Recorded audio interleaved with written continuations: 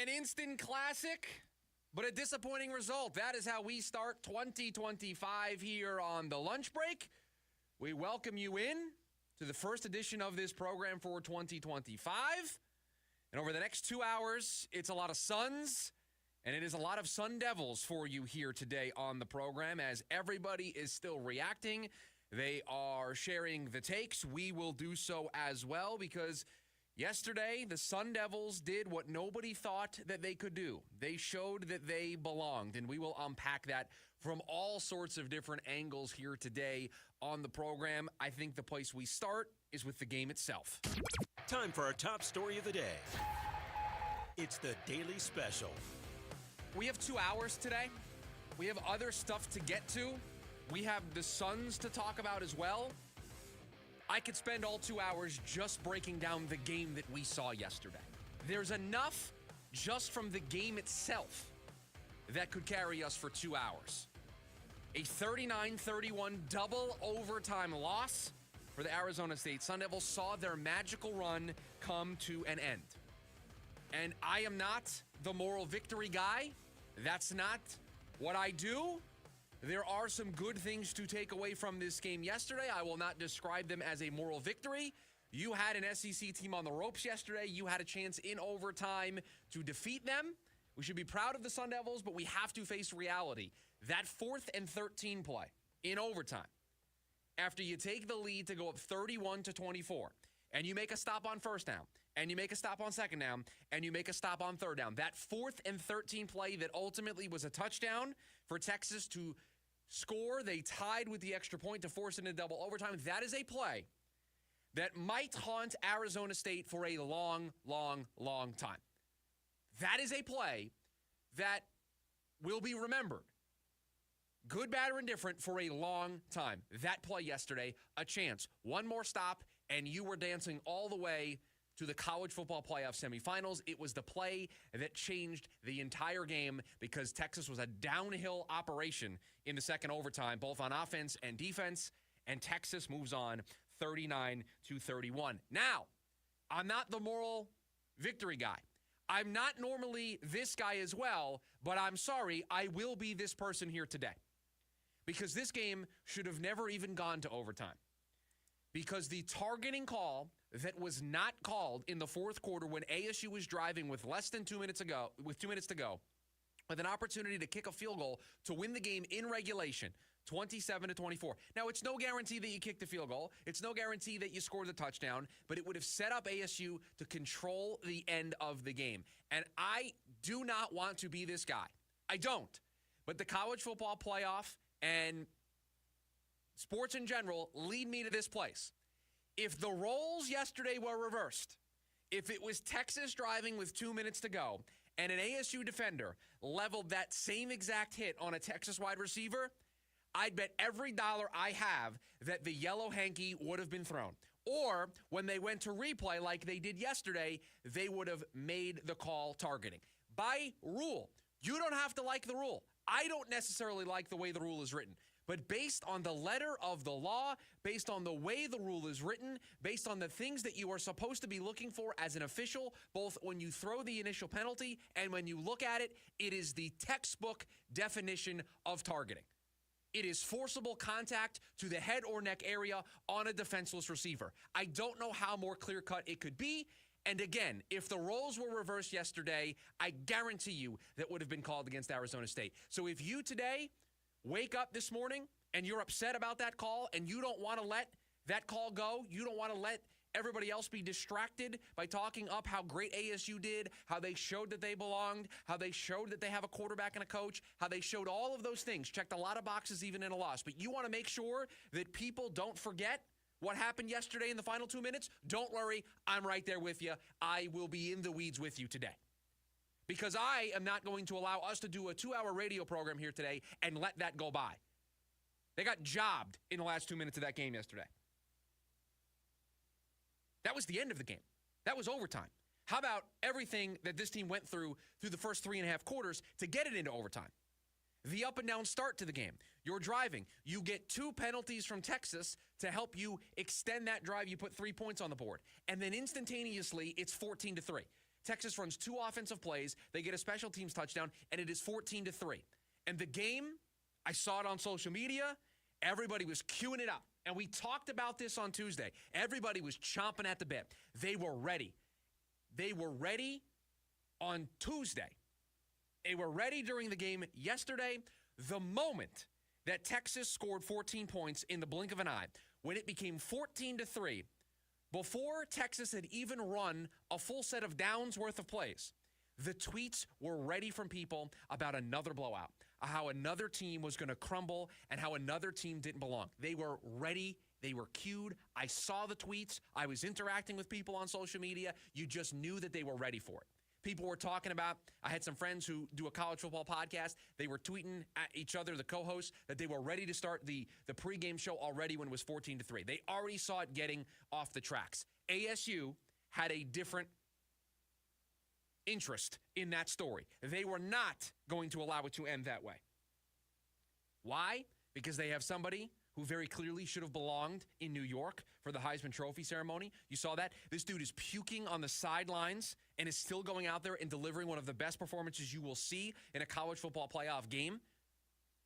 All over the place. Threw a touchdown pass, caught a touchdown pass, ran all over the place, did everything that was asked of him in that game, and just wore down the Texas defense. And this game, I was watching the game yesterday, and I was preparing what we were going to talk about here on the show. And I was thinking to myself, this score is going to get ugly, right? It got up to 24-8, and you thought it was going to kind of stay there, and ASU couldn't finish drives. And I found myself thinking, man, the conversation that we're going to have here on this program today is we're going to have to try to convince everybody that ASU kept this game closer than the final score indicated. Because they were. They were dominating the time of possession. The defense in the second half was playing extremely well. They just couldn't finish drives offensively. They were moving the ball into the red zone, and they weren't turning it into touchdowns. They missed, 2 kicks in the game. They had to do everything in their power just to will it back to 24-24. But this game, when it was 24-8, the reality was ASU was in the football game.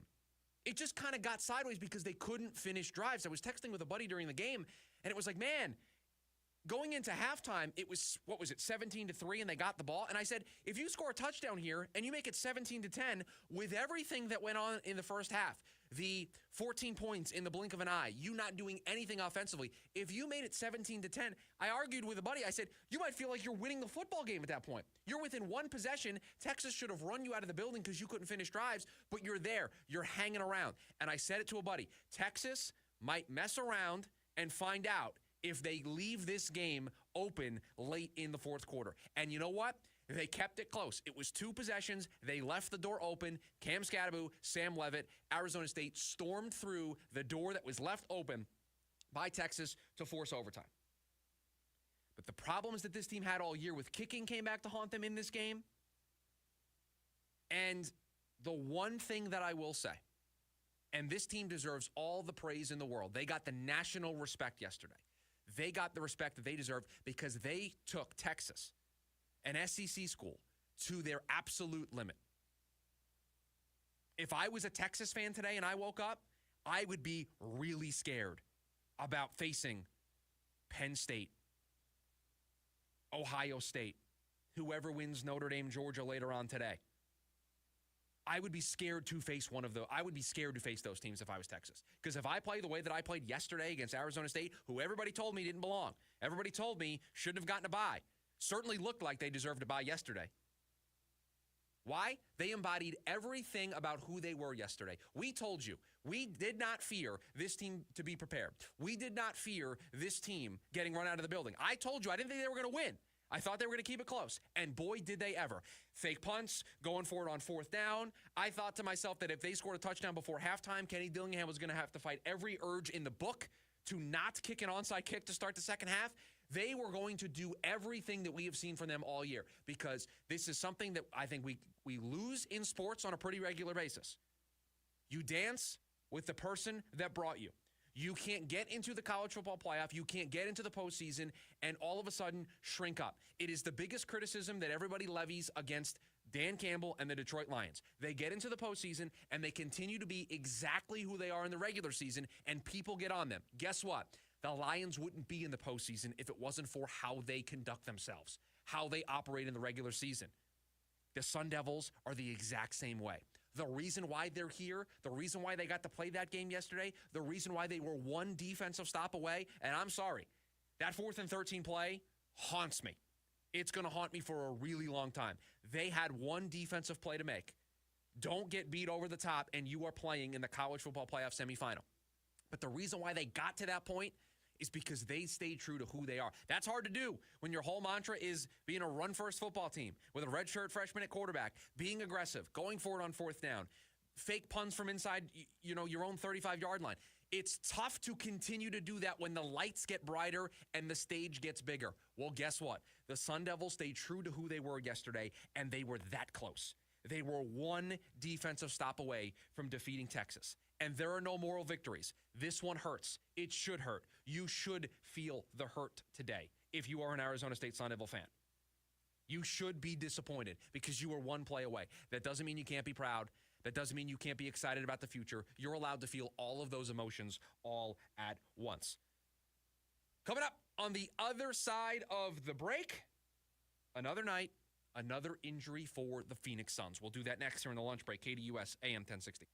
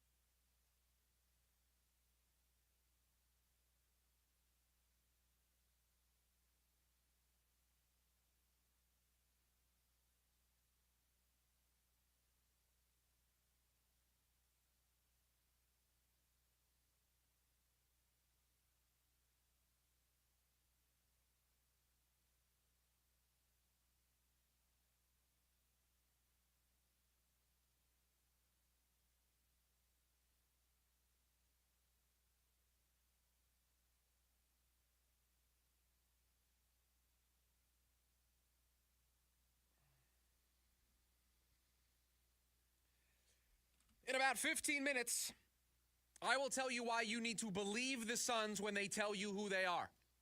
They've given you the answer. You just have to believe them. They've put it out there in front of you. That in 15 minutes. Welcome back into the lunch break. It was another night, another injury for the Phoenix Suns because they played Memphis. It was a loss to an undermanned Grizzlies team, and it was another injury that piled up for the Phoenix Suns. Bradley Beal, once again, leaving the game with an injury, this time a hip injury. He did not return. We will see what his status is for the next time the Suns take the floor on Saturday, when they take on Indiana, I believe is next up on the calendar for them. Producer Corey, I got a question for you. Yeah. There's a phrase that was instilled in me as a young adult by my parents. It's one that has stuck with me for a long time. When somebody shows you who they are, you believe them. Have you heard of this phrase before? Yes. Heard of this one, right? So if you're dealing with somebody and let's say they maybe don't give you necessarily the best vibes, they've shown to be untrustworthy, they've shown to not be reliable, that mantra says believe them. They've shown you with their actions, they've shown you with their behaviors who they are. It falls on you to take that information and no longer trust in them, no longer believe in them. If you continue to go down that path, at some point, it's on you. Mm-hmm. It is your fault for continuing to trust somebody who has shown you over and over and over again that they cannot be trusted. Well, guess what? That, I think, applies to Bradley Beal and how we should feel about Bradley Beal. At this point, we know what Bradley Beal is. He is the third option in the big three. It is Kevin Durant, it is Devin Booker, and then it is Bradley Beal. He's a great third option to have, but he is the third option of this big three trio. He has not shown an ability to be anything more than that. Kevin Durant has missed time this season. Devin Booker has missed time this season. During both of those stints, when those guys were out and Bradley Beal was in the lineup, Bradley Beal drew into being now elevated to being a number one or a number two, needing to be the Batman and Robin, needing to be the dynamic duo. How did he do in those moments? Do you feel like he stepped up in those stretches when Kevin Durant was sidelined, when Devin Booker was sidelined? Or did you ask yourself, when are we going to see more from Bradley Beal? How did you feel coming out of those games? Did you feel like Bradley Beal elevated his game and took over and stepped up into the role? Or did you feel like you needed to see more from Bradley Beal? And now, that's what it's like when he's on the floor. He's injured again. Has played in 22 games this season of the 32 that the Suns have played. Has missed 10 games. And oh, by the way, he's made 22 starts, played in 22 games. We've got a handful of times already where he's missed the rest of the game.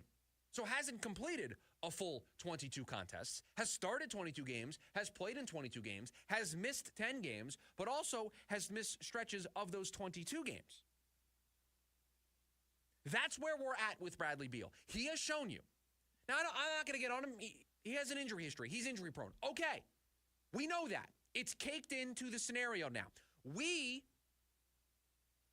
You, a Suns fan, me, a radio host covering this team, talking about this team on a regular basis, we have to take that information and understand he's not going to be anything more than what he's already shown us to be over the year and a half that he has been here. He is not going to elevate his game in the absence of a Kevin Durant or a Devin Booker to be the number one or a really good 1A for a team that needs to get hot. He's not going to be that. He is not going to all of a sudden go through a stretch of games where he doesn't miss time. It's baked in, it is caked in to who Bradley Beal is at this point. So now the responsibility falls on all of us. The responsibility is on you, it is on me. That's where the responsibility falls. We have to reset our expectations. If you haven't done so already, here is my call to action for you. Reset your expectations. Because this is not the first time I've written a tease for the show here on my show rundown that has talked about another injury for the Phoenix Suns, and it ended up being Bradley Beal. It's not the first time this season. It's not the first time in the year and a half that Bradley Beal has been here in Phoenix that we've been having that conversation. When somebody shows you who they are, believe them. Bradley Beal has shown us who he is. And so we have to reset. We have to change our expectations accordingly. Now, the issue here is the easiest solution to this, or I would say the ideal solution to this for the Phoenix Suns, is also the most complicated solution for the Phoenix Suns. Because if you were going to try to fix this, right? If you were going to say, Chris, I agree with you. I understand what Bradley Beal is. He is the weak link of the big three. We got to make a change. We've got to do something about this. We have to add something to this team. Well, the thing you'd like to do if you were the Phoenix Suns is you wouldn't like to, at least right now because you're trying to go for it, you're not trying to trade Kevin Durant. You're not trying to trade Devin Booker. Of the big three, of the assets that you think could bring you the most back, Bradley Beal would be that guy. Well, there's a lot of issues with that. Issue number one. Is he healthy enough to move? Right now he's hurt. Is the team going to trade for him when he's hurt and he's been hurt and he has an injury history? So that's problem number one. Problem number two, he has a no-trade clause. Problem number three, can you find a team that wants to take on that money that he is willing to move his no-trade clause for and wants to take on the injury risk. Those are the issues with this. So the ideal solution to fix all of this is one that is littered with issues, that is littered with problems, complexities that are going to stop this from changing. And so at this point, you have to accept this team for what they are. You have to accept this team for who they have shown you to be. You have to accept Bradley Beal for who he has shown you to be as a member of the Phoenix Suns. Now, that might mean you have to change your expectations. We on this show have changed our expectations multiple times. A couple of weeks ago, we made it very clear where we stand on this team. Maybe it's time for you to reconsider your position as well. Maybe it's time for you to reconsider your expectations for this team. No longer do I think this is a championship caliber team.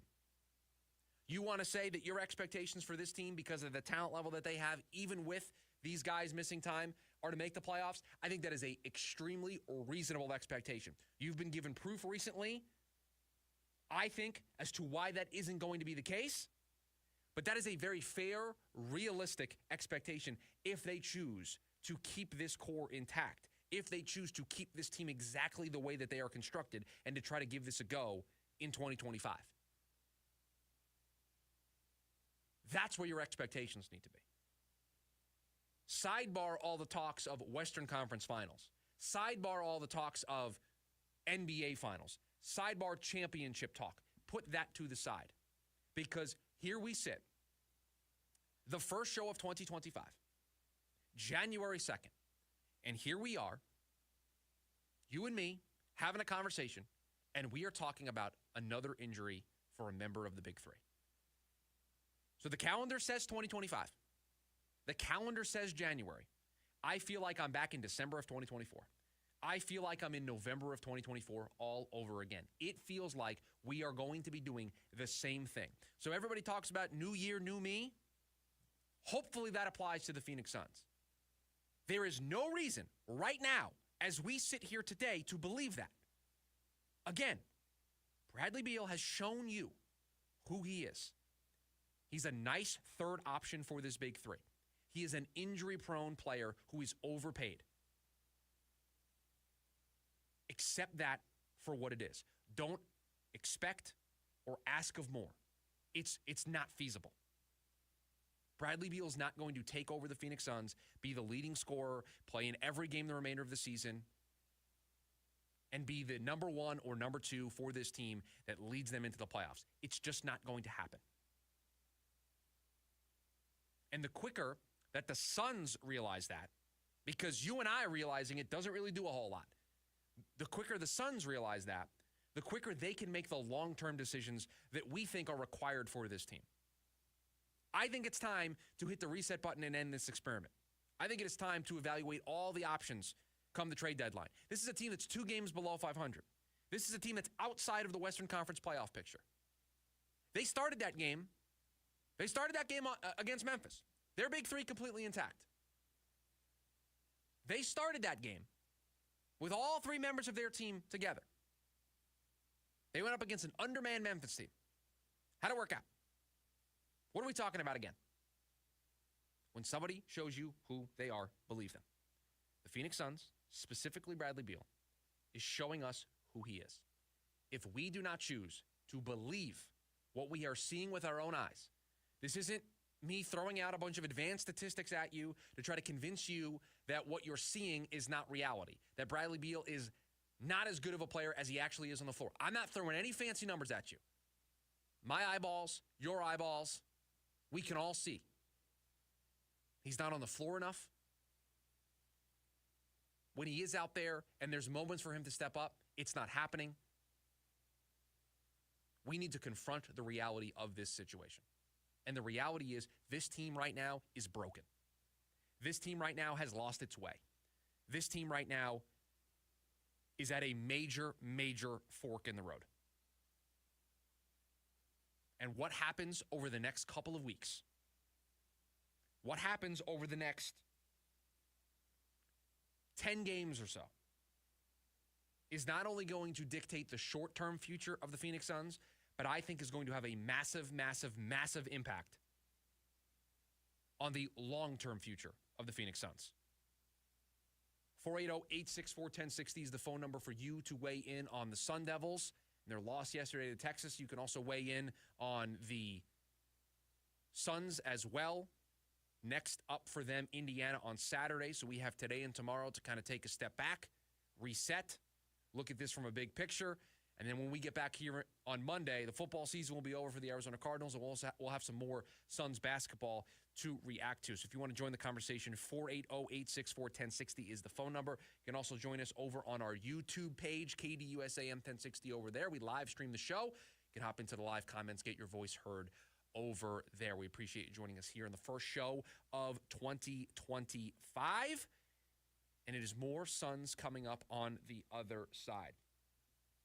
I talked about Bradley Beal, and I said when somebody shows you who they are, believe them. That was in reference to one player. I think the Phoenix Suns overall have shown us exactly who they are. With one game, they showed us exactly who they are. That game against Memphis told us everything we need to know about this Phoenix Suns team. I'll tell you what that is next here on the lunch break. KDUS AM 1060.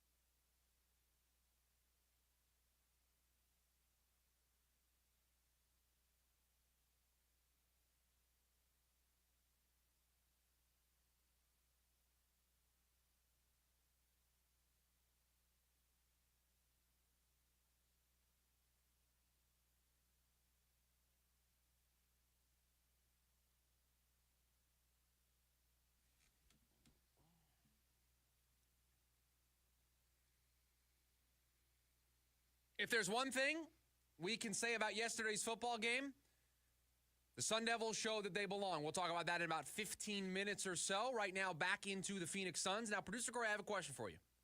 Yes? You have all the buttons over there. You have all the control. You have all the sound. You can hear everything. Mm-hmm. Does it sound like a airplane is taking off from my studio? Or no? No, I don't hear anything. Because you're not supposed to draw attention to things if the listener can't hear it, but you know what? It's the lunch break. We do things a little unconventional here. Below me is just all sorts of radio equipment that handles a lot of the stuff that goes on here. And whatever this is below me, it's making so much noise that I'm stunned that you can't hear it. No, I'm not hearing any of it, so you're good. During the next break, walk in here. Okay. When you hear the noise that I'm hearing, you will understand why I needed to check with you to make sure that the listeners are not hearing it as well. Because it is very loud in here. Okay. It was not loud at the Footprint Center on Tuesday to close out 2024 when the end of the game rolled around and the Memphis Grizzlies defeated the Phoenix Suns 117 to 112. We talked about Bradley Beal's injury in the last segment, played in only 12 minutes before leaving with a hip injury. We'll see what his status looks like for Saturday's contest against Indiana. But the Suns had everything in their favor for that game on Tuesday. They had all three members of their big three. Bradley Beal in the starting lineup, Kevin Durant in the starting lineup, Devin Booker back in the starting lineup. The big three all there. I know they were down Yusuf Nurkic because of the suspension, but you had Tyus Jones, you had Mason Plumlee, Ryan Dunn, Josh Okogie coming off the bench. You had basically everybody.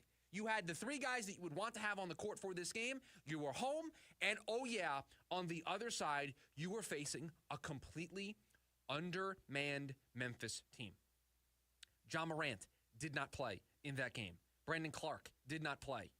Zach Edey did not play. Marcus Smart did not play. The Memphis Grizzlies didn't have their second leading scorer, and they didn't have their top two rebounders. That's what Memphis was missing in this game. They were traveling on the road to face a mostly healthy Phoenix Suns team. The only person not available, Yusuf Nurkic, because of a suspension. I know they didn't have Royce O'Neal, but you had all three members of the big three. You're at home. You're facing an undermanned Memphis team that is without their top two rebounders per game and their second leading scorer. And yet you lost the basketball game and you got out rebounded. The Suns couldn't beat. They started the game when the ball went up in the air at full strength, relatively speaking. For the sake of this conversation, much more at full strength than the 23-11 second seeded in the Western Conference Memphis Grizzlies were. Phoenix more healthy, better equipped for this game than Memphis was. So when that ball up in the air, complete advantage, Phoenix Suns. Memphis, going to have to find a way to rebound the basketball. Their top two rebounders out. They're going to have to find a way to score. Ja Morant out. What are they going to do? They just walked into the Footprint Center and they beat the Phoenix Suns. They opened up a 10-point lead at the end of the first quarter, so well before Bradley Beal got hurt and left this game. They jumped out to a 10-point lead, and they won by 5. So if the Suns couldn't beat at full strength, again, relatively speaking, better equipped than Memphis was for this game, if they couldn't win that game at home against an undermanned Memphis team, I ask you, why should we believe that this team can win a playoff series? Mind you, they need to get into the playoffs right now, outside looking in the Western Conference. But if they get into the playoffs, and you would assume the talent level of this team will put them into the playoffs, but I don't think that's a foregone conclusion considering the way they played. Listen, Bradley Beal goes out of that game. You've got Kevin Durant. You've got Devin Booker. You should beat an undermanned Memphis team. You should beat that version of the Memphis Grizzlies on Tuesday night. There should not be any excuses.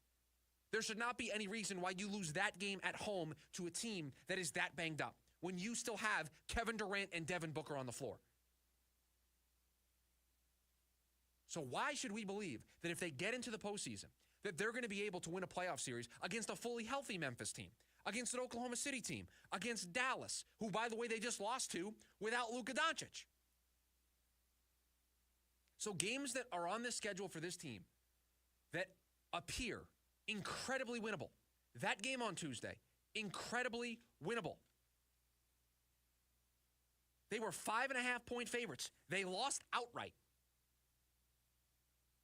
There is no excuse. There is no reason why the Suns lost that basketball game on Tuesday. So just like we said with Bradley Beal, the Suns are showing us. We enter 2025.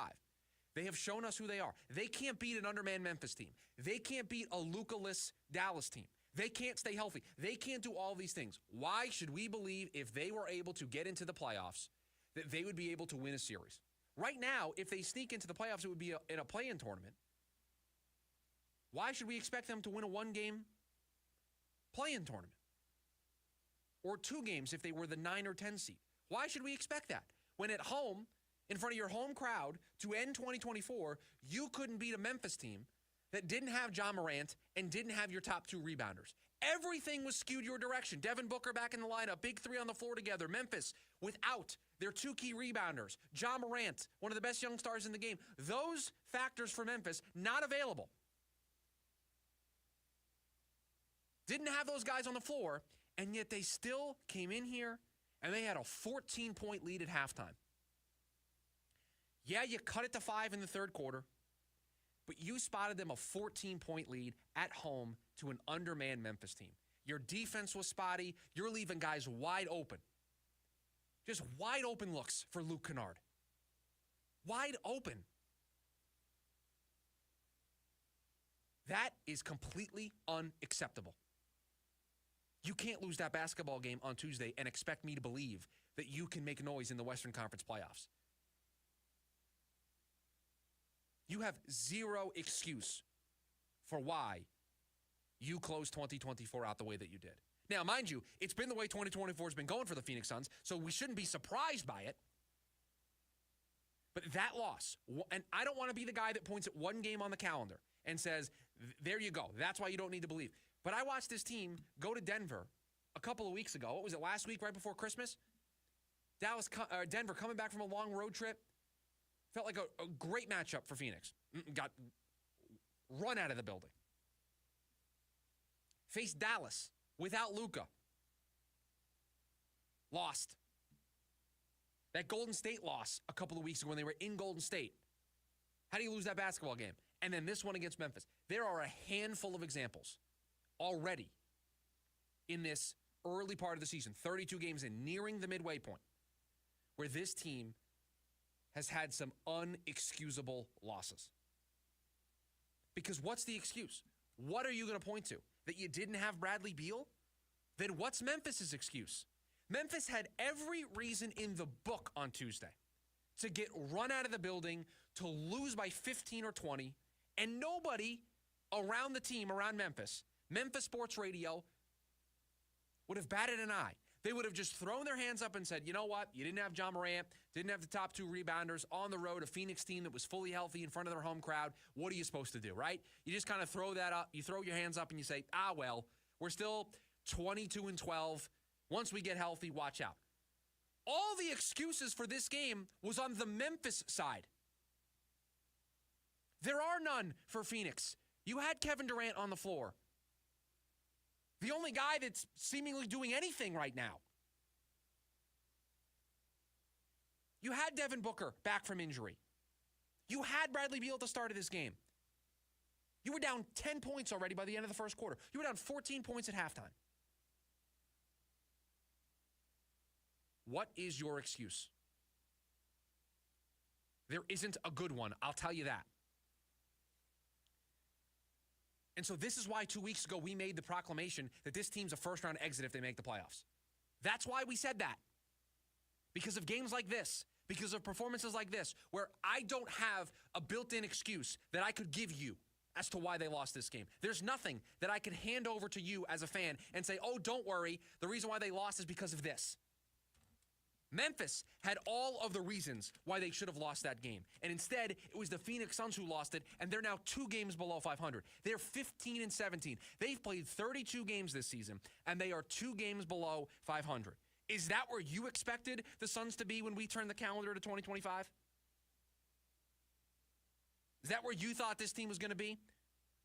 Even if you were the most pessimistic fan, even if you thought this wasn't going to work, even if you thought it was a complete mistake to run this back, I don't think you thought it would be this bad, where we would be asking these types of questions, where it is realistically on the table, the consideration to hit the full panic reset button. We're talking about a team that is a full one game clear of the play-in tournament. That if they're not careful, could fall behind the Sacramento Kings, who just fired their coach a week ago. Fired their coach.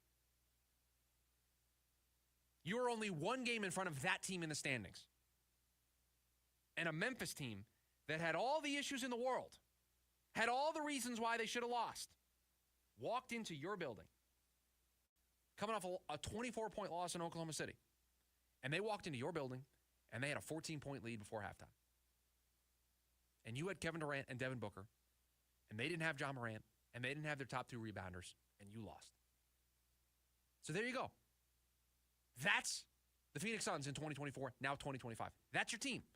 That's it. Can you say definitively right now that you would pick the Phoenix Suns in a series against, I'm not just talking the top teams, pick a team that's in the playoffs right now. Pick a team that is one of the 10 spots in the Western Conference playoffs right now. Can you honestly say that you have confidence that the Suns can win that series? They might be able to beat a couple of teams, but I don't think you can confidently say that right now on January 2nd, 2025. Why?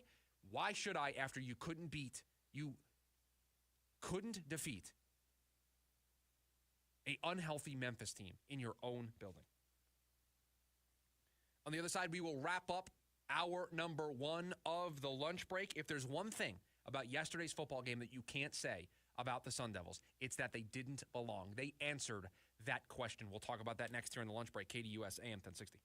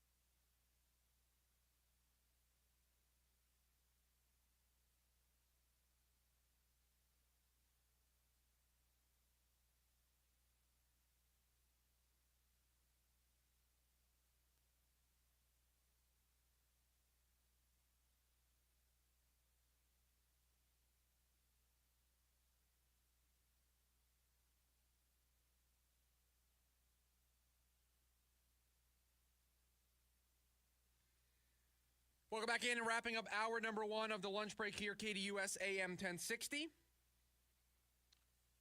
We've been kind of beating up on the Phoenix Suns. There's one member of the Big Three that's doing his part. We'll talk about that at the top of hour number two in about 15 minutes or so.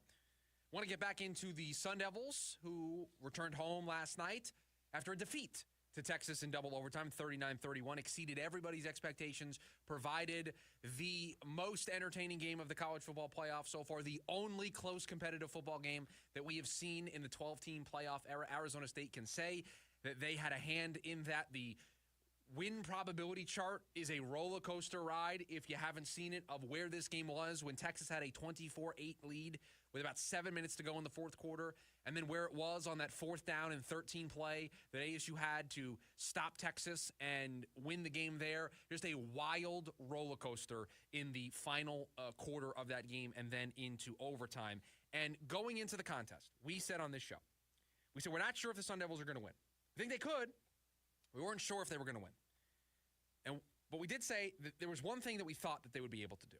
We thought that they would be able to keep the game close, that they would be able to keep the game competitive, that they would be able to answer the call and punish those who said they didn't belong. That they would be able to prove to all of us, to the entire college football world, that they deserved to be the 4th seed, that they deserved the first-round bye, that they belonged in the college football playoff, that they were not going to be lumped in with all the other teams who were getting destroyed for getting blown out. SMU, Indiana, Tennessee, all the teams that in the first round did not play well. ASU proved that they belonged.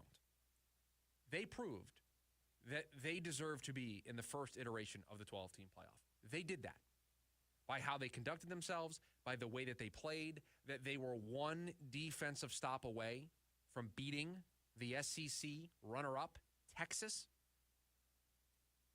That's how close Arizona State got yesterday.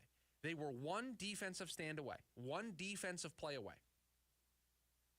from beating the SEC runner-up, a team that went 12-2 this season, has a quarterback that could potentially go early in the NFL draft, has NFL talent on both sides of the ball, and the scrappy little engine that was Arizona State all year long, took that team to the 12th round if this was a championship boxing match. They didn't come out firing in the first couple of rounds with some punches, knock Texas off their feet a little bit, but then ultimately 7th, 8th round, Texas landed a knockout. ASU hung in there for 12 rounds. And after taking a beating early in the championship rounds, they not only came back, they were winning the fight at one point, and you thought that the judges were going to give it to ASU. That's how well this team played in the second half of this football game. It's how well this defense played. It's how well the offense was able to finally finish some drives when it mattered. And it required trickery. It required a fake punt. It required everything under the sun. But the Sun Devils did what we all were wanting them to do. Now, I don't believe in moral victories. That's how we open the show here today. I am disappointed today. I am hurt today. After the game, we had an impromptu practice for my daughter's softball team. I saved the moral victories for them when they're in Little League because they're 10. We take moral victories at that young age. Wins and losses don't really matter. And I think in the grand scheme of things and everything that's happened in the world the last couple of days, wins and losses don't really matter. We had to postpone a bowl game yesterday because of things that matter way lot more than wins and losses. Puts a lot in perspective. What happened the last couple of days? Talking about what happened in New Orleans. So we're talking sports here. It's wins and losses. It's not that big of a deal. A lot of things in the bigger picture that matter. But I'm not the moral victory guy. ASU should be proud of themselves for the way they represented the Big 12, the way they represented the university, the way they represented this community, this state, the way they represented themselves on a national stage. The brightest lights, the biggest stage. They hung with Texas. And why did they hang with Texas? Why were they one play away from defeating Texas? Starts with the guy at the top. It starts with the person that was brought in here 2 seasons ago to turn this around and has turned it around quicker than any of us thought. I remember having a conversation in the middle of November, start of December, when ASU was starting to get hot. And we were all excited about what this team had done. We were excited about what this season was going to be, however it ended. And I said, the praise that Kenny Dillingham deserves knows no ends. He deserves all the praise in the world. He got it in the form of a contract extension before the game started. new 5-year deal. It's going to keep him here for a long time and completely change the framework of the way this program is run. Deservedly so. And the investment that is being made into the football program, rewarding the success that they had this year, is a very nice sign from the university. But in November, December, we talked about the praise that he deserved and how he turned things around quicker than any of us thought. And we said this was probably a 3 or 4 year plan for them to even potentially be at this stage, to even consider this as a possibility. And yet in year 2, he put this team on the map. And credit to the players, credit to Cam Scadaboo, credit to Sam Levitt, credit to the defense, credit to everybody who did everything in their power to try to win that game yesterday. But this all starts with a man who wanted to be at this university, who wanted to turn this program around, that is from here, that is maroon and gold, and you can see that in everything that he does. You can see it in the way that he coaches, the way he handles the media, the way he does press availability, the way he does everything as the Sun Devil head football coach. You can tell he loves this university. And he wants to make this place a national powerhouse. He wants to finally cash in that lottery ticket that says Sleeping Giant on it. Guess what? One could argue after yesterday, it's not sleeping anymore. One could argue after yesterday, everybody has been made aware. Everybody is awake to what is possible in Tempe, Arizona. And that's because of Kenny Dillingham. And so I wasn't concerned about Kenny Dillingham ever leaving Arizona State University. Now, yes, a school can put a massive amount of money in front of him that can completely change the conversation. But when you have somebody who grew up here, who lived here, who coached here, who went to school here, and now gets to coach that program and is getting the resources that he needs, it feels like Kenny Dillingham is only going to leave under 2 conditions. It goes completely sideways and he gets fired, or he chooses to walk away at some point. If he wants to be here, he is going to be able to be here. I never felt that there was going to be some bigger opportunity with more money that was going to fully pull him away from this university without him at least seeing it to a certain conclusion. And now, seeing that 5-year contract extension that he got, I think we can breathe a little sigh of relief if you were a little concerned that he is going to see this through. And that hopefully this is just chapter 1 of ASU's story since joining the Big 12. That is chapter 1 of Kenny Dillingham's story here at Arizona State. But they belonged on that field yesterday because of their coach. Because their coach instituted the right culture. Their coach instituted the right practice habits. Their coach instituted the right mantra, the right messaging, the right everything to get that. They were down 24-8 with 7 minutes to go in the fourth quarter to one of the best teams in college football. They were down 24-8 with 7 minutes to go in the fourth quarter to the SEC runner-up. They were down 16 points in the fourth quarter to a team that has NFL talent that's going to play on Sundays on both sides of the ball. And they didn't flinch at that adversity. They stayed true to who they are, and they came through with the plays when they needed them to. You don't do that if you don't have a coach that the team believes in. You don't do that if you don't have a coach that the team takes its cues from. There's a reason why Kenny Dillingham is aggressive as he is. There's a reason why he went for that fake punt when he did. Because he wanted to show to his team at that point in the game, I still believe in you. Now believe in yourselves and go make this happen. Because we can talk about the analytics of making a decision and how you're supposed to go for it here, you're supposed to punt it here. There's another reason why you go for it when the metrics say that you go for it. Because it is your way of telling your team. Now, you can't do this every time, but there are key moments throughout a game, throughout a season, throughout a career, where you need to tell your team, hey, I know this is not the way we drew it up. Hey, I know this is not ideal.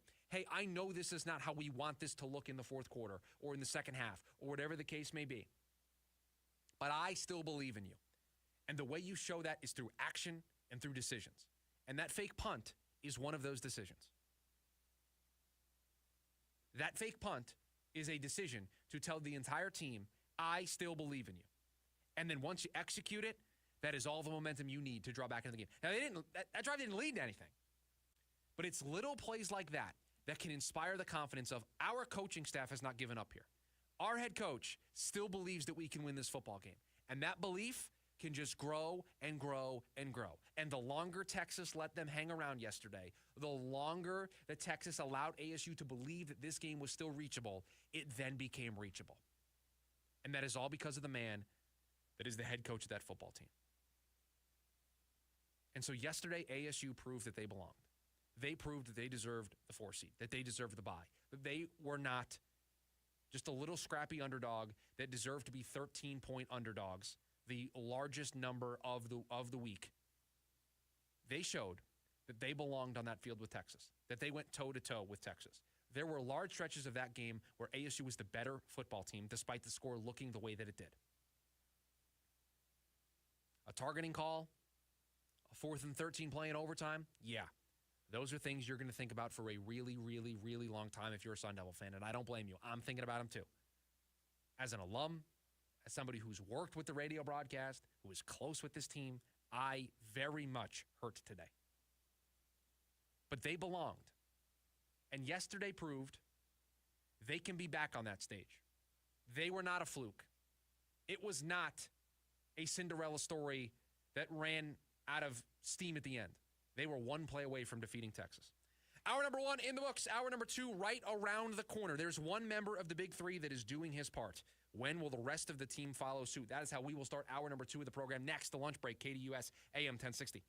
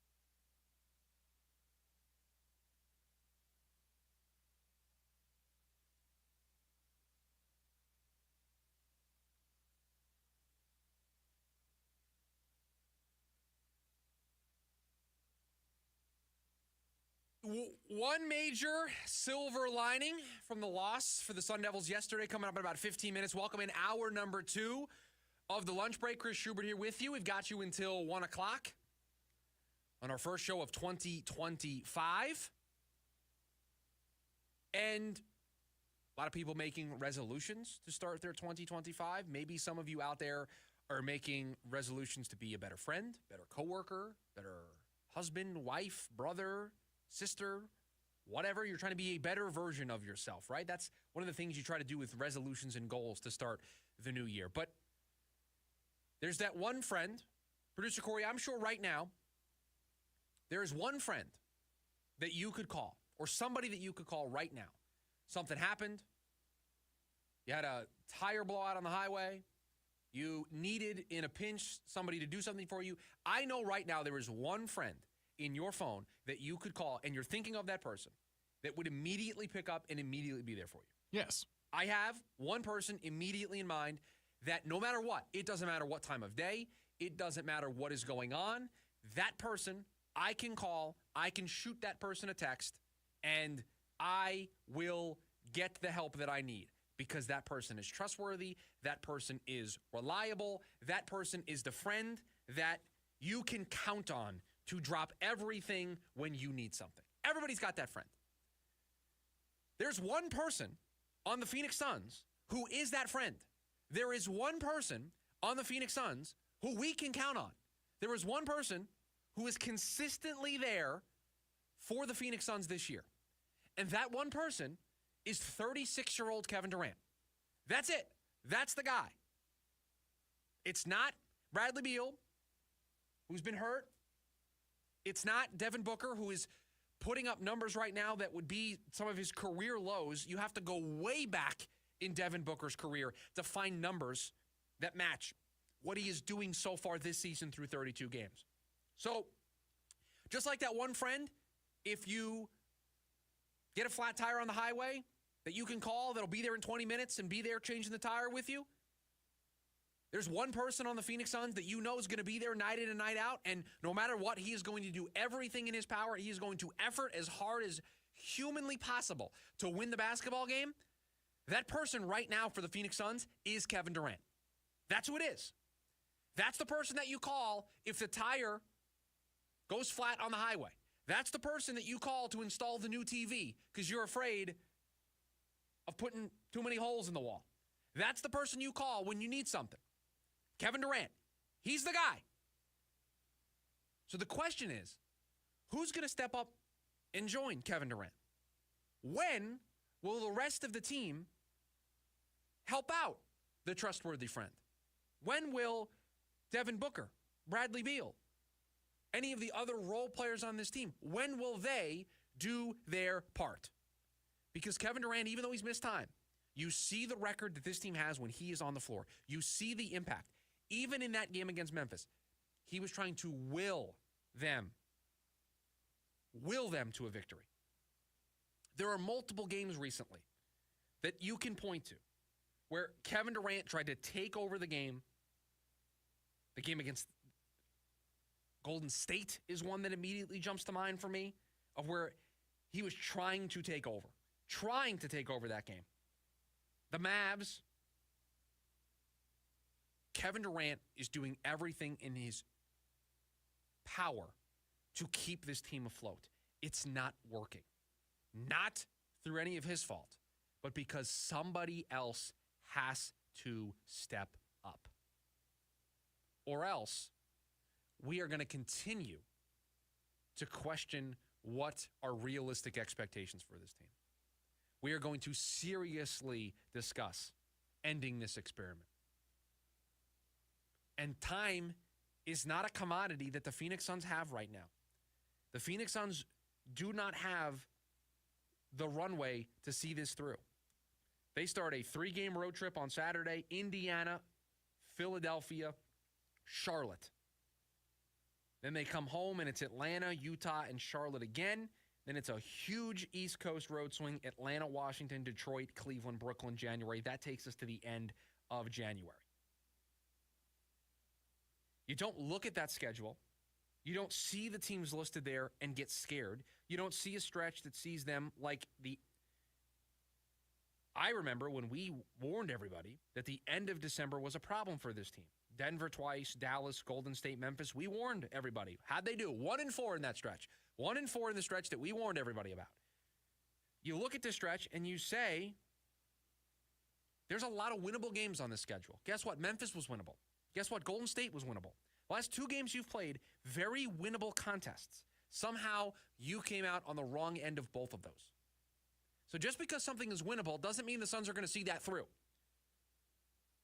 But there's not a ton of teams on this schedule just over the next week, starting on Saturday.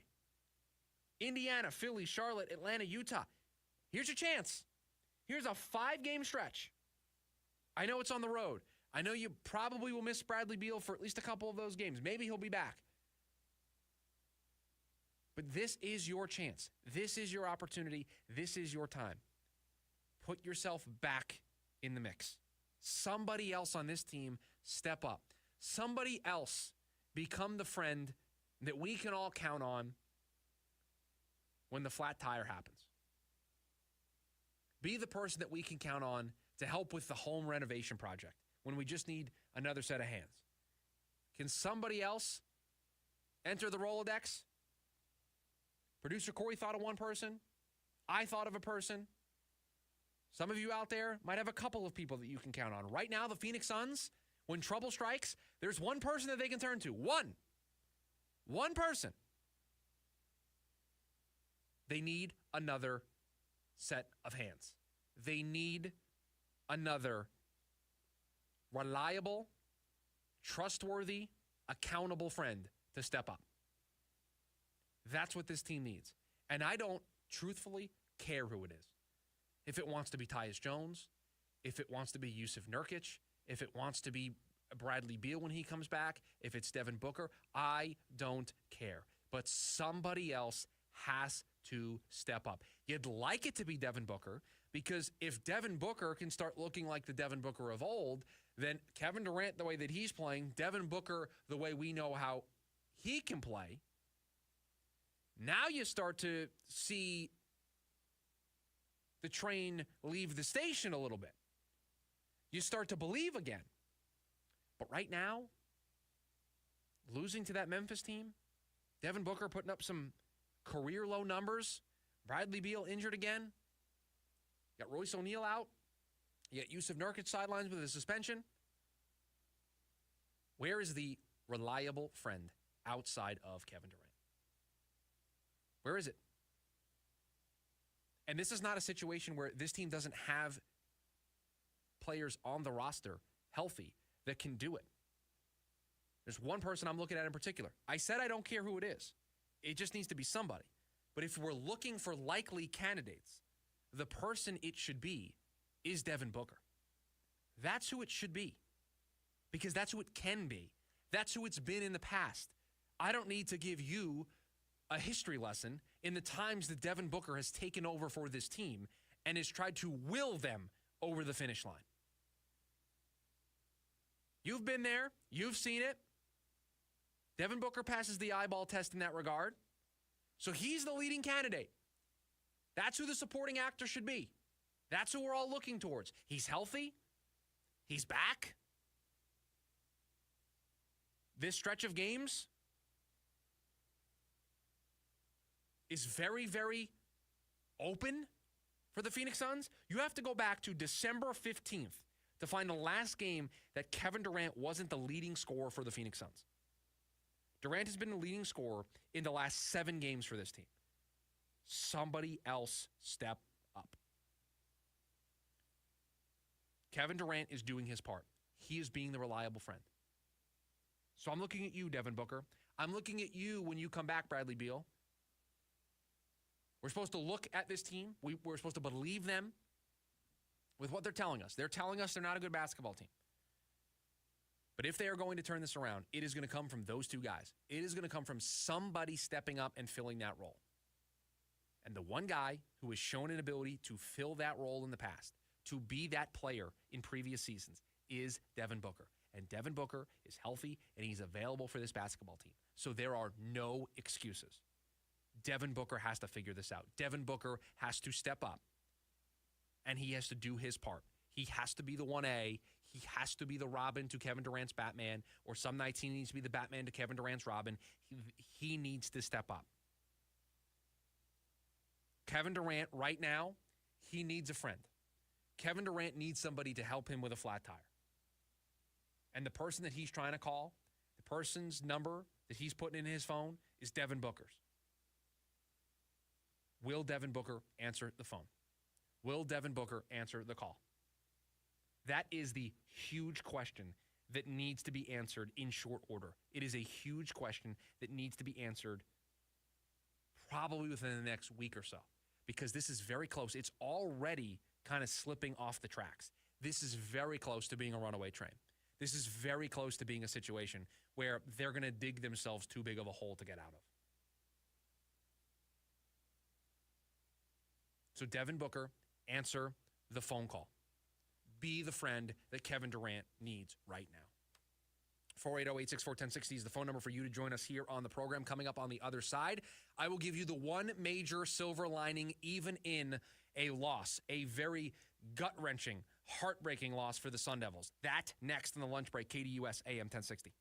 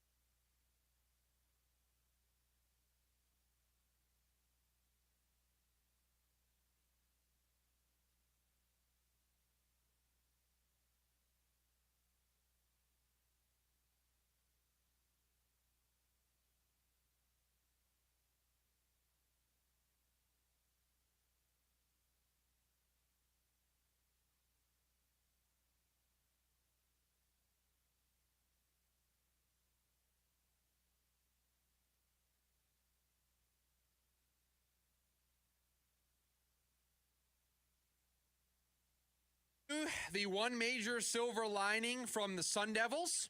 Here in just a second. Welcome back in. Lunch break, KDUS AM 1060.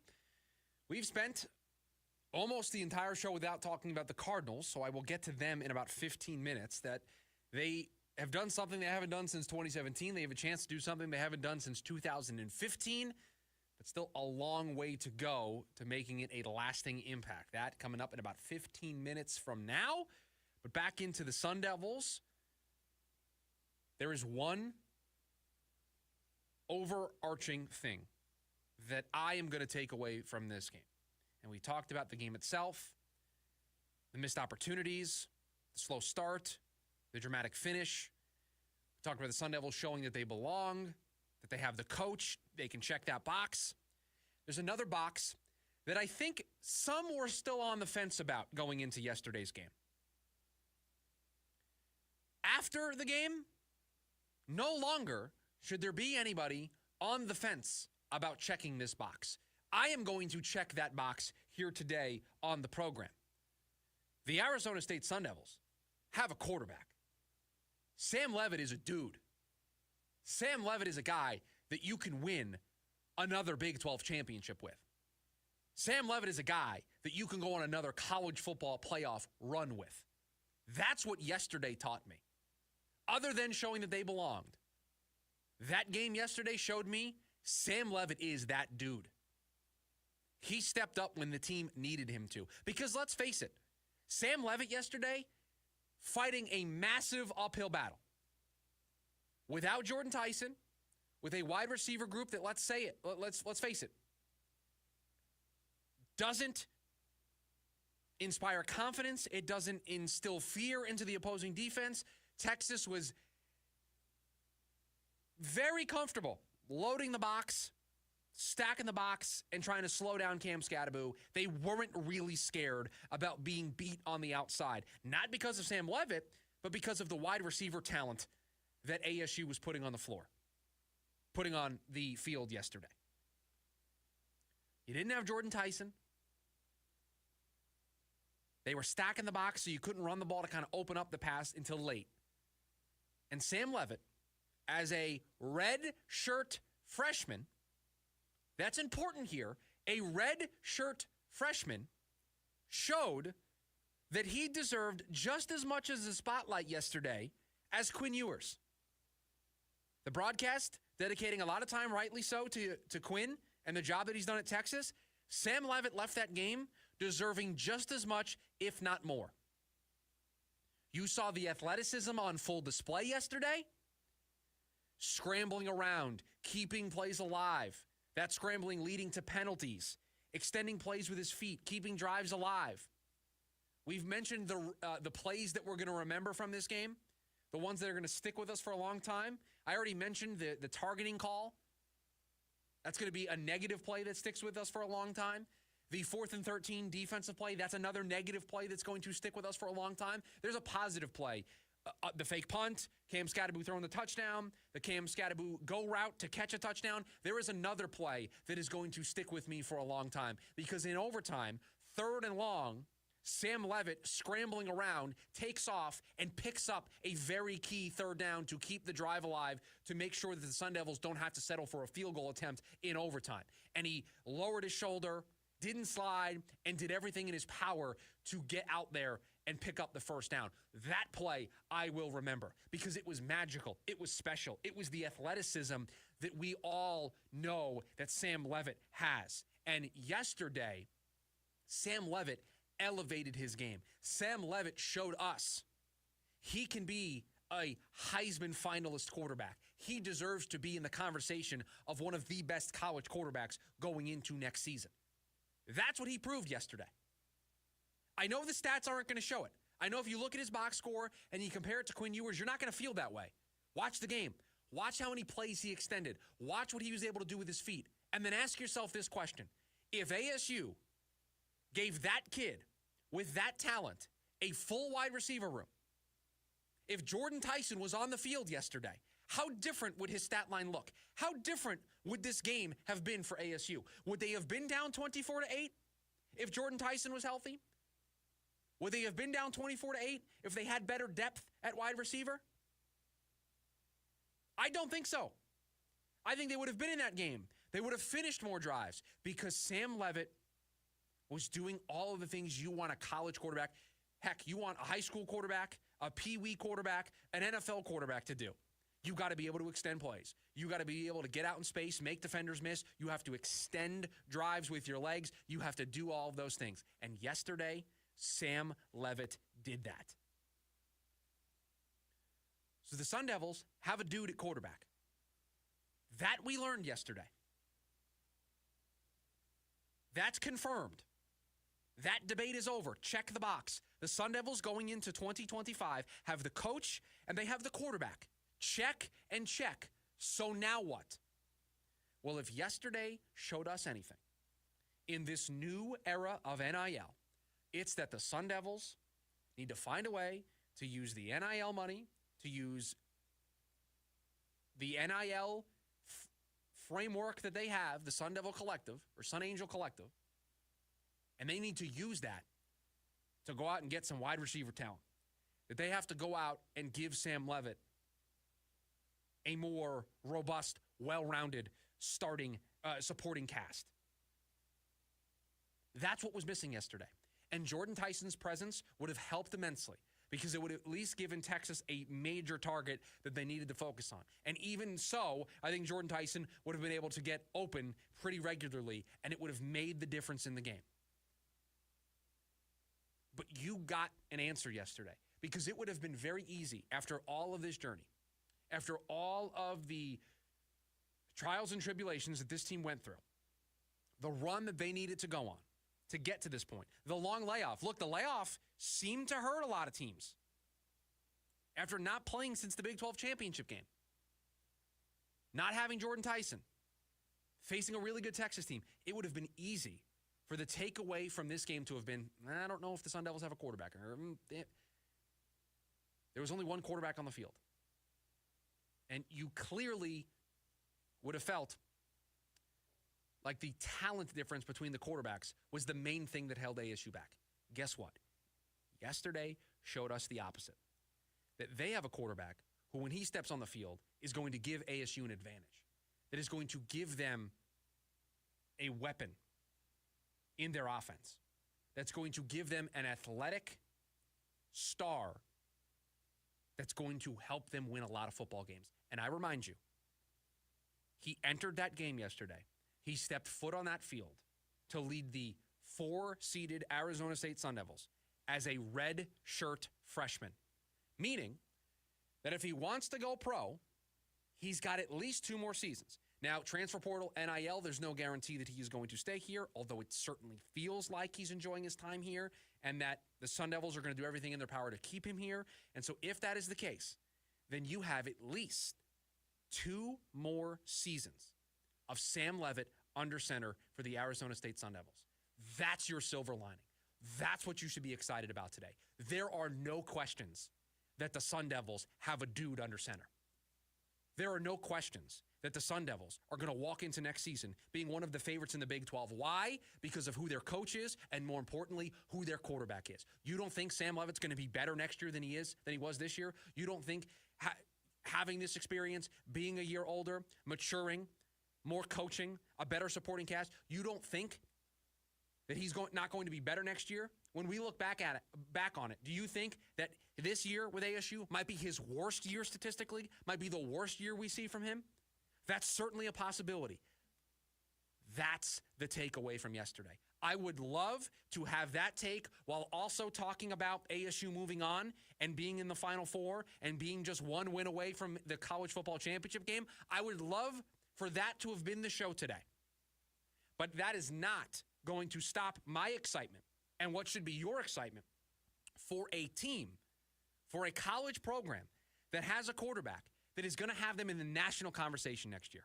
Because of the coach, because of the quarterback, you can bet you're looking at a top 20 program when we get the first AP polls for next year. That preseason AP poll, ASU is going to be ranked pretty high. Why? Because they got a coach and they've got the quarterback. And they've got the quarterback entering year 2.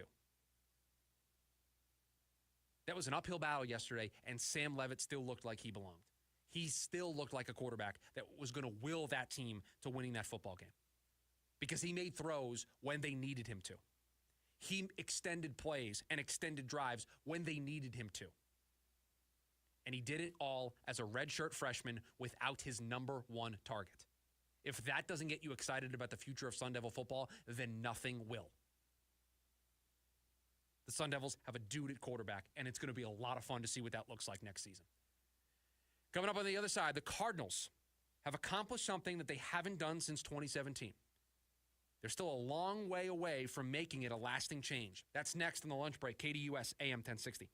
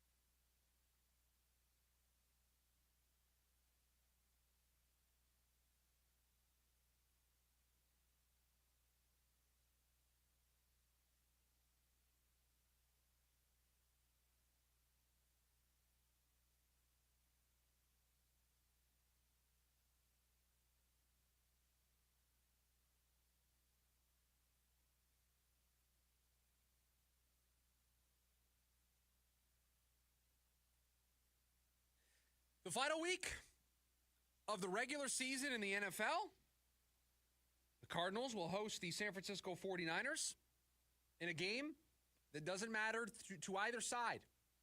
No playoff implications here. Both teams are locked in to their spot in the NFC West. The Cardinals will finish third no matter what happens on Sunday. The 49ers will finish in fourth. The schedules are locked in for next season, and we know who the Cardinals are going to play at home, and that's very important for this topic that we are going to discuss right now, this conversation that we are going to have right now, because the Cardinals already, before their game on Sunday at State Farm Stadium against the 49ers, already walking into the building on Sunday, have 5 home wins. The last time that they won 5 home games, at least, 2017. That is now 8 years ago. The last time that the Cardinals did that. The last time they won 6 home games in a season, which they would be able to match with a win on Sunday against the 49ers, is 2015. So Jonathan Gannon has walked in here and in year 2 has done something this team hasn't seen since 2017, has a chance on Sunday to do something this team hasn't seen, this fan base hasn't seen since 2015, and that is win a bunch of home games. Turn State Farm Stadium into a home field advantage. And so Jonathan Gannon and company have done more than we have seen in 8 years, potentially 10 years. He's done more to make State Farm Stadium a home field advantage, more than we have seen in almost a decade. Yet, there is still work to be done. What was originally the genesis of this topic was a survey that ESPN put out earlier in the week. I almost said last week, and I have been fighting the urge to do it all throughout the show today. Producer Corey, there was college football on yesterday. College football, a Saturday institution. We were off yesterday. The urge in my head is that today is a Monday. That is how my brain has been operating all day today, that today is a Monday. College football, that's a weekend thing. We were off yesterday. It feels like the start of the week. Yes, it does. The week just started. It is the end of the week because we have one more show to do. So I have been fighting the urge for nearly 2 hours now to not refer to something that we talked about on Monday or Tuesday as last week. I've been fighting the urge, and I almost did it again. But earlier in the week, ESPN put out a survey that asked people inside the sport the toughest places to play, football-wise. So which stadiums have a home field advantage? Which places are tough places to play, meaning you don't want to go there? And the usual suspects are at the top, right? The Chiefs are up there. The Seahawks are up there with the 12th man. The teams that you would expect to be at the top were at the top. And there were votes and points for all of them. The Cardinals did not receive any points, any votes. Now, that shouldn't be a surprise. Team hasn't been very good. This has kind of been a place where, in general, depending on at what point in the year a team is here, if it's a team from the East Coast, when the weather is cold and they're playing here in November and December, their fan base is going to travel really well. You couple that with a Cardinals team that maybe is out of it by November or December, it can be very, very skewed 60-40, 70-30 to the opposing team, right? That's kind of been the way things have been for the last couple of years. Well, Jonathan Gannon is trying to turn that around. And winning 5 home games, depending on what they do on Sunday, is a step forward in that direction. But what becomes a home field advantage, when this becomes a feared place to play, is the consistency. The consistency is when it turns into Arrowhead. Now, I don't know if anything can be Arrowhead with how loud that place gets and just how dominant they've been. But Seattle has had roller coaster rides. They've been up and down. The consistency for enough stretch of time creates the home field advantage. And so it's great that they've done something they haven't done in 8 seasons.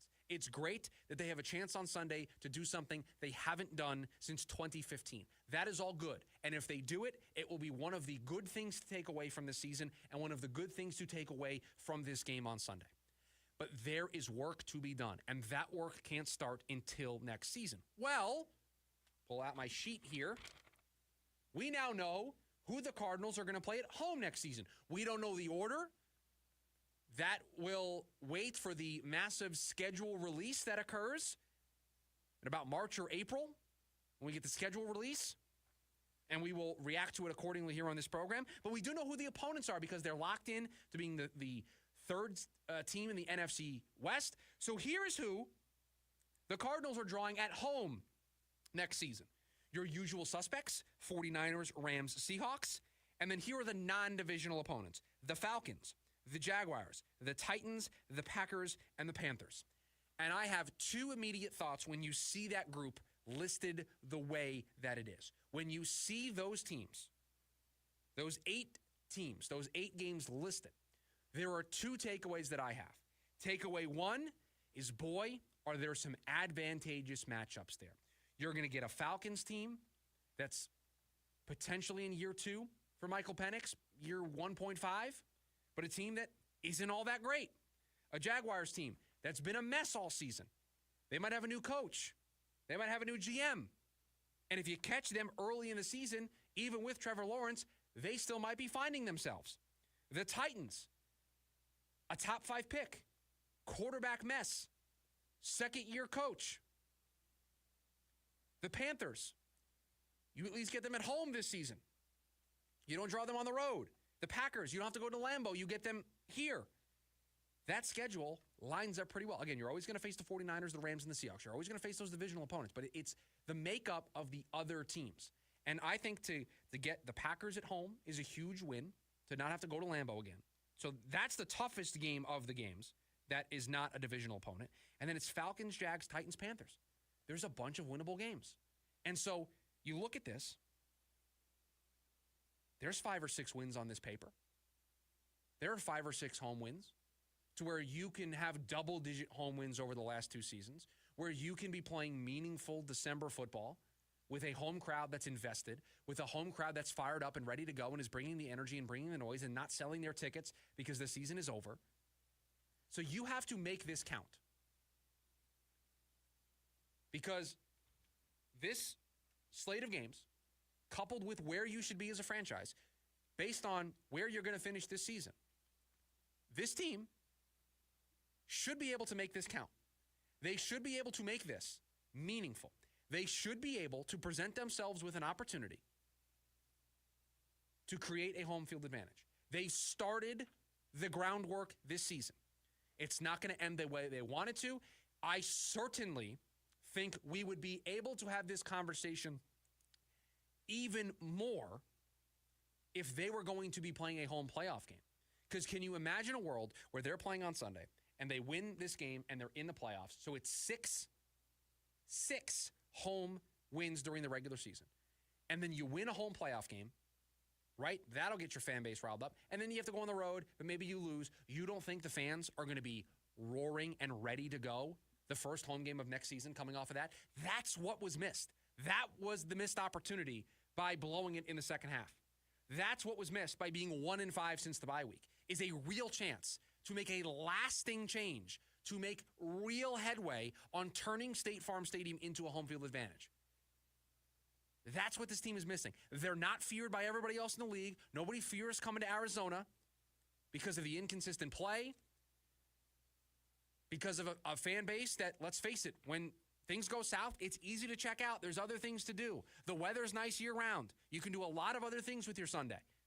If you live on the East Coast, not a whole lot you can do when it's 25 degrees outside. So you're going to sit down no matter what and watch your football team. We are very lucky to live in this state, to have the weather that we do and to be able to have all the stuff that we're able to do. So when the team is in the toilet, it's very easy to check out.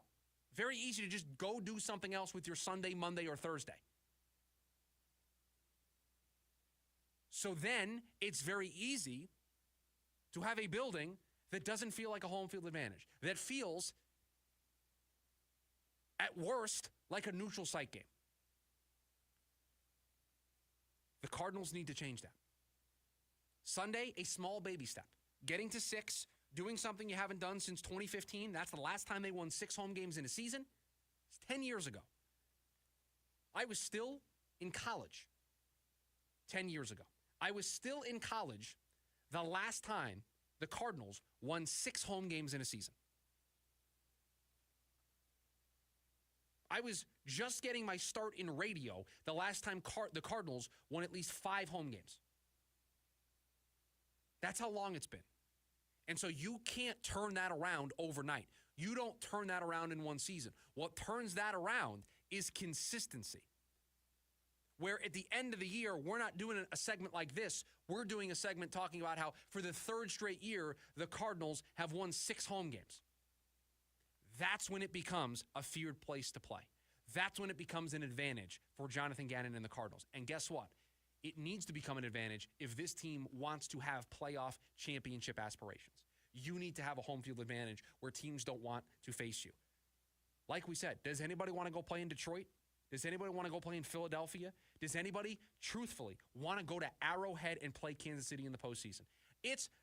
You talk about playing Patrick Mahomes and Andy Reid. One of the other byproducts is you don't want to have to go to Arrowhead. The Miami Dolphins, great year last year, went to Arrowhead, looked like they didn't even belong in the postseason.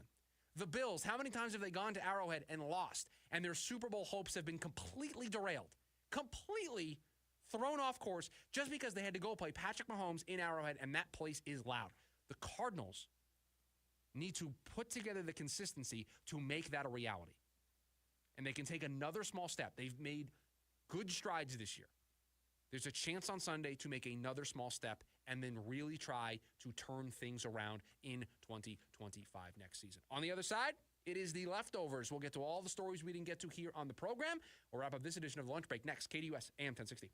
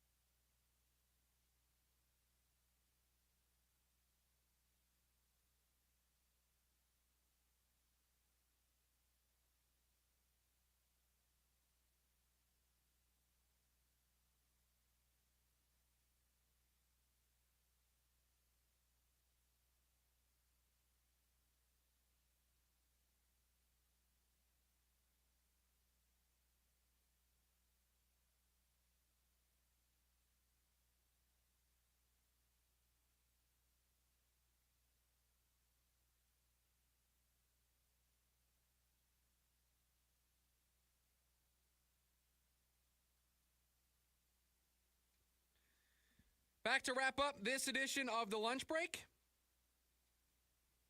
KDUS AM 1060. Appreciate you joining us here. First show of 2025. We spent a lot of the show today talking about the Phoenix Suns. We spent, obviously so, a lot of time on the Sun Devils and their loss yesterday. An NBA story broke while we were on the air. We got the first round of voting for the NBA All-Star Game. Kevin Durant, 1.27 million votes so far. And I also saw Devin Booker's number of 120,000 total votes. Oh. And so I think the point that I want to make here is you have Kevin Durant, 1.2 million. And you have Devin Booker with 120,000. I'm trying to find the graphic that I saw that had the numbers on it. But you have, let's do some quick math, Producer Corey. 1.2 minus 120 is 1.1 million. Yeah, that makes sense. You have that big of a difference between Devin Booker and Kevin Durant. You are not going to convince me. You are not going to convince me that you have that many more Kevin Durant Suns fans than you have Devin Booker Suns fans. What that tells me is you have a bunch of people who aren't Suns fans that like Kevin Durant, and Devin Booker is just completely overshadowed. So far, I found the graphic. Kevin Durant, 1.268 million votes. Devin Booker is 9th among guards with 120,000. Now, I will tell you the top guard, which is Shai Gilgeous-Alexander from Oklahoma City, only has over 1 million. So it's different. The front court has Jokic with 1.4, Durant with 1.2, LeBron with 1.1. It's a little different, right? Yeah. But you can't convince me that this is not the biggest signal of all signals that the NBA is a player-driven sport, that the NBA is a sport where there are people out there that strictly watch the Suns because they are Kevin Durant fans. They're not Suns fans, they're Kevin Durant fans. And so if he left and went to Memphis, he would still be up there as one of the highest vote getters for Memphis, and the other Memphis players wouldn't see a bump. Because Devin Booker, while not having a great season, this is not the first time we've had this conversation. This is not the first time we've discussed Devin Booker not getting any national love. Devin Booker not getting the respect that he deserves. Now, I'll be honest with you. I'm just going to be transparent with everybody. I can't remember the last All-Star festivity thing that I voted in. I can't remember the last time I logged onto MLB.com and cast my votes for MLB All-Stars, NBA All-Stars, NHL. I can't remember the last time. So kudos to all the people that are voting. I'm somebody who's in the sports media, who consumes this stuff on a regular basis, and I can't be bothered voting for NBA All-Stars. And yet there's 1.4 million people who voted for Nikola Jokic. What do those people do? That they just have time to sit around and vote for NBA All-Stars? Do you just go to NBA? I guess you just go to NBA.com, and that's where you can vote on the All-Stars. I wouldn't even know how to do it. I can't remember the last time I voted for All-Stars.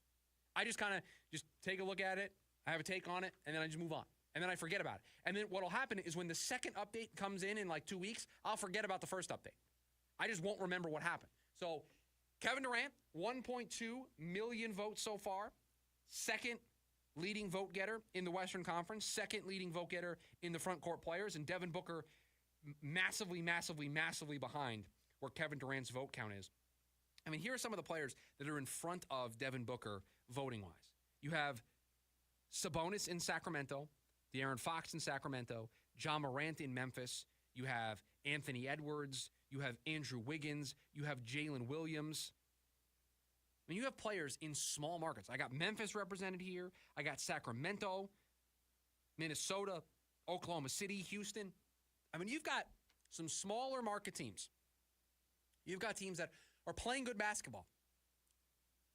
I have players in front of Devin Booker. And it's just another year. Now, he's not playing great, right, by his standards.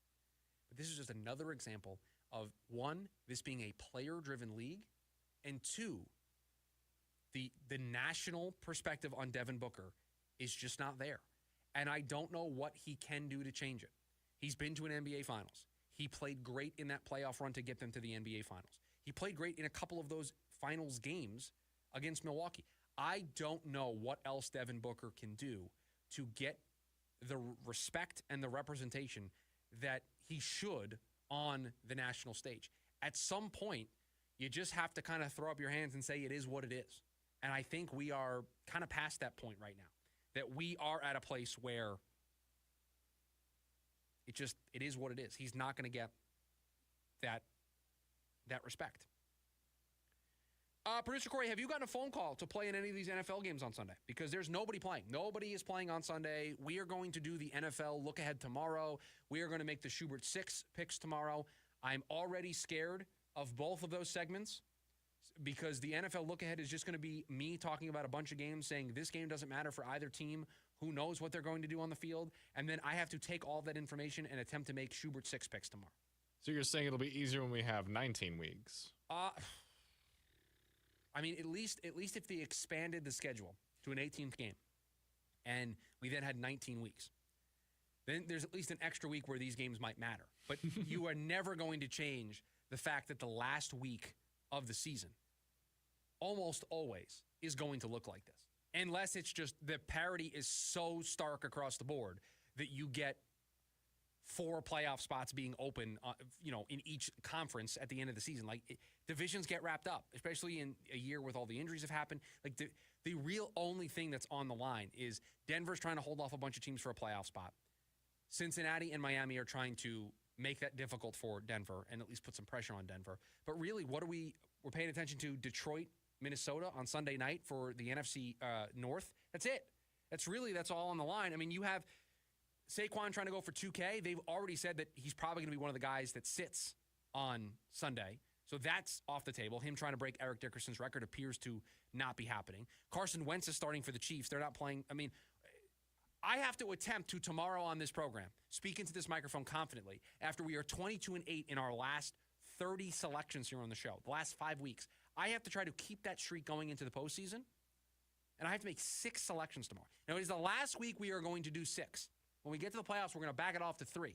But I'm going to finish what I started and make 6 selections in the regular season. But it feels like a week where we get weird, where there's some touchdown props, there's some totals. Like, we're going to have to get weird because spreads, you got teams that the numbers are going to look so lopsided because of all the players that we know are going to be out. And so I'm dreading tomorrow. I am dreading making the selections on the show tomorrow. We'll figure it out. We'll do what we can do, but we're going to make the picks. I'm not going to shy away from it, but I am somewhat concerned about making the picks tomorrow and putting our great stretch that we have been on the line. 22-8 in our last 5 weeks, making picks here on the show. An hour from now, the rescheduled Sugar Bowl will kick off. Notre Dame and Georgia will play to figure out who's going to take the last spot in the college football playoff semifinals. Texas yesterday beat ASU. Ohio State beat Oregon, and Penn State won as well. So those are 3 of the 4 teams that are in the Final Four. We will see if it's going to be Notre Dame or Georgia later on today after they play the rescheduled Sugar Bowl. There was a college basketball story that broke yesterday while ASU was playing.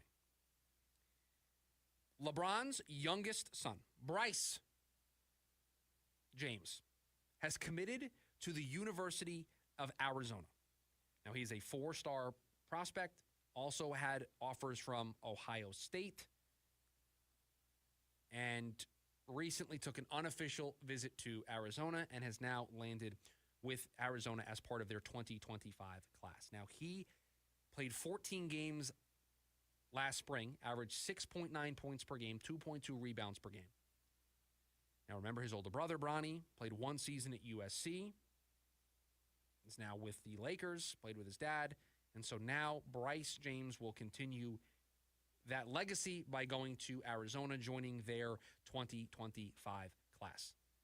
Watching the Sun Devils play football yesterday, and I see that news, and I have a buddy send it to me. I'm like, what would you like me to do with this? I have the Sun Devils right now on my television screen playing a very important football game, and you are trolling me with LeBron's other son committing to the University of Arizona. Like, I don't have the bandwidth right now to deal with that. I will deal with that at a future time. A future me will deal with that. And this is future me dealing with it, and I think the moment we are done here, it's the last time that I will think about it, because I haven't heard anything about Bryce James being anything like his dad, or like Bronny being anything like his dad. Bronny was at USC and was fine. He went to the Lakers and is on the G League team. Isn't even playing in the pros. I don't see any reason to think that Bryce is going to be any different, but we will see when he gets here to U of A. It certainly is a big boost for them. It's going to generate headlines. It's going to generate conversation. It might land another prospect or two. That's good, right? That stuff is important when you're trying to build a winning basketball program and trying to build a winning program in collegiate sports. The way you get headlines matters. I get that. One more story here for you. Former Cardinal coach Cliff Kingsbury was asked today about being a head coach in the future. And he said that he would like to be a head coach, but didn't want to go further than that. Didn't want to say if it would be after this offseason. And he talked about how learning from his past mistakes, learning from his opportunity that he got here in Arizona. And I know that there are Cardinals fans out there right now that are listening to me say this that are saying, yeah, good luck to whoever takes him. But he failed as a head coach, learned from it, went back to school for a little bit, now is back in the NFL as a coordinator, and I think has been away from being a head coach for enough time to where if he were to get selected again, if he were given an opportunity again, I think he would do a lot better this go around. I think he would put the right people around him. I think he would do things differently and learn from his mistakes. This is kind of the same thing with Brian Flores, right? Didn't go well in Miami. Got a bad reputation. Took some time away, went to be a coordinator, was with Pittsburgh, now is with Minnesota, and his name is popping back up in head coaching candidacies. And I think enough time has passed there. I don't know if it's this offseason for Cliff. I think he's going to get interviewed with how good the offense was this year. But after next offseason, if they do this again, yeah, I think he will get some phone calls, and I think they would be rightly so. First show of the new year, 2025, was a good one. Producer Corey, thank you for all that you do. We are back tomorrow, a Football Friday edition of the show. We will get you ready for the Cardinals' regular season finale. We will get you ready for all the action in the NFL. We will make our picks, all of it tomorrow. Everybody make it a great rest of your Thursday. See ya!